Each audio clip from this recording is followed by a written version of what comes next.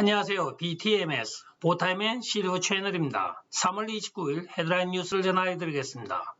보타임의 도널드 트럼프 대통령의 친구인 사우스캐롤라이나 린지 그래엄 상원의원이 오늘 기자회견에서 도널드 트럼프 대통령의 국경정책에 옳았다고 고백을 하고 있습니다. 국경장벽은 건설을 끝내야 된다고 말하는데 그런 사람이 왜 그때는 그 친구를 배신했는지 알다가도 모를 일입니다.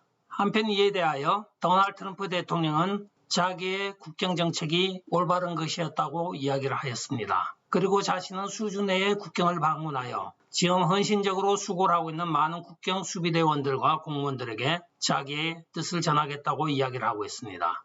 국경에서는 하루에 861명의 범죄자를 체포하며 그 중에 92명은 성범죄자인 것으로 밝혀지고 있습니다. 또한 여기에 있는 범죄 카르텔들이 하루에 벌어들이는 돈이 1,400만 불이랍니다.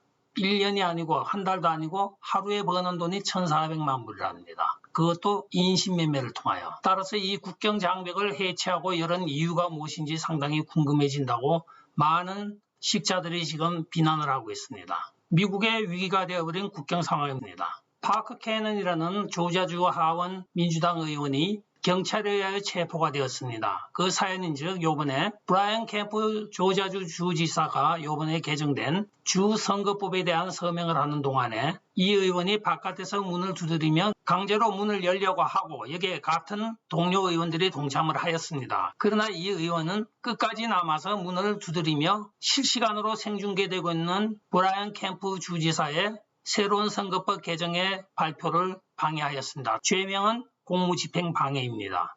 네, 지금의 미국의 정치 상황은 공화 정치가 아닙니다. 과도 정치가 지금 시작되고 있는데 여기에 대하여 앤젤로 코드빌라라는 유명한 정치 논설가가 여러분들은 이스라엘이 이집트에서 난민으로 떠났던 것과 같이 늦기 전에 미국을 떠나십시오 하고 지금 평론을 하고 있습니다.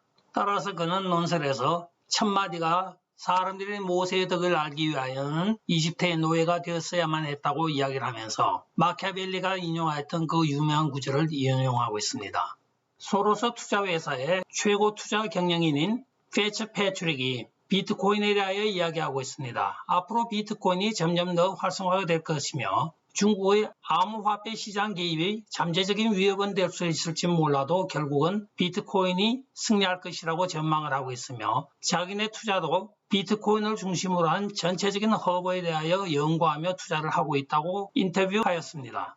뉴욕주가 미국 50개 중에서 최초로 코비드 패스포트를 시행하기로 지금 연구 중인 것으로 밝혀져 논란이 일고 있습니다. 쿠오모 주지사의 명령에 의하여 지금 연구 중인 그 패스포트는 모든 의료 정보를 다 담고 있으며 퀵 리스폰스라는 우리가 잘 알고 있는 QR코드를 사용하여 한 번의 스캔으로 그 사람의 신상 정보와 모든 것을 알 수 있는 시스템으로 구축하고 있는 것으로 알려졌습니다. 따라서 개인정보 누출이 우려가 되며 이것은 애플의 애플 월렛과 비슷한 역할을 한다고 발표는 하고 있으나 이것으로 인하여 앞으로는 모든 사람들이 뉴욕주를 방문하거나 뉴욕주에서 비즈니스를 하기 위하여 방문하는 사람들은 전부 이 패스포트를 사용을 하는 것을 원칙으로 지금 추진하고 있다고 합니다. 드디어 빅브라더의 시대가 열리고 있는 것입니다. 지난 주말 앨런 머스크 테슬라 회장이 이상한 트윗을 하나 날렸습니다. 몇 달 안으로 테슬라가 애플을 능가하는 회사가 되겠다고 트윗을 하였다가 모든 임원들과 이 트윗을 다 삭제를 하여버렸습니다. 그 이후로는 무슨 연유인지 트위팅을 하지 않고 있는데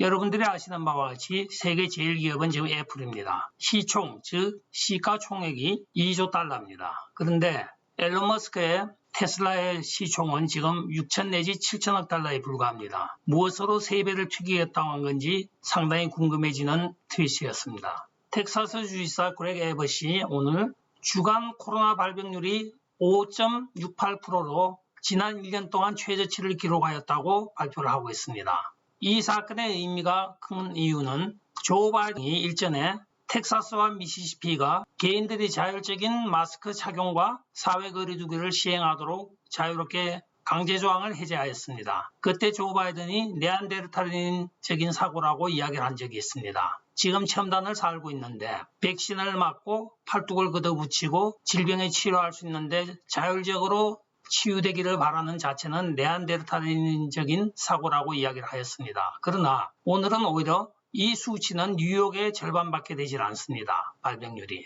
그리하여 지금 많은 기자들이 네안데르탈인이 현대인을 이겼다고 가십적으로 이야기를 하고 있습니다. 네안데르탈인 만세. 네, 여러분, 이 사람이 조폭 두목이 아닙니다. 애국자 중에 애국자인데 요번에 에이시안 헤이트 크라임, 즉 인종정오적인 아시안 혐오에 대하여 항의를 하고 있는 장면입니다. 이 사람은 오하이오주 신시내티시의 교회에 있는 한 의회에 지금 회장으로 선출된 인도네시아 출신의 중국계 69세인 18의 미국으로 이민을 온 왕이라는 사람입니다. 그는 20년 동안 미군에 근무를 하면서 저렇게 가슴에 흉터가 있습니다. 군복무 당시에 생긴 흉터로 갑니다. 그러나 자신이 그동안은 아시아인으로서 백인 주류 사회에서 항상 움츠리고 지내왔으며 고등학교 때는 심지어는 자기를 때린 애가 기소를 되는데도 아무런 처벌도 받지 않았다고 지금 항변을 합니다. 그러나 이제는 자기는 두려워하지 않으며 자기는 진정한 애국의 무엇인가 보여주기 위하여 군대를 갖고 20년을 군복무를 한 진정한 애국자로 가면서 항변을 하고 있습니다.